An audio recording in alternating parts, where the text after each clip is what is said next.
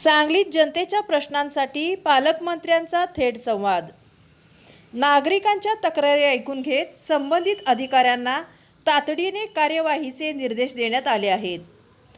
पालकमंत्री चंद्रकांत पाटील यांच्या पुढाकाराने जिल्हाधिकारी कार्यालयात आयोजित करण्यात आलेल्या नागरिक संवाद कार्यक्रमाला नागरिकांचा उत्स्फूर्त प्रतिसाद मिळाला। जिल्ह्याच्या विविध भागातून आलेल्या नागरिकांनी महसूल, ग्रामविकास, आरोग्य, शिक्षण, वीज आणि पाणी पुरवठ्यासह विविध विभागांच्या समस्या थेट पालकमंत्र्यांसमोर मांडल्या। या कार्यक्रमात 100हून अधिक तक्रारी वजा निवेदने प्राप्त झाली आहेत।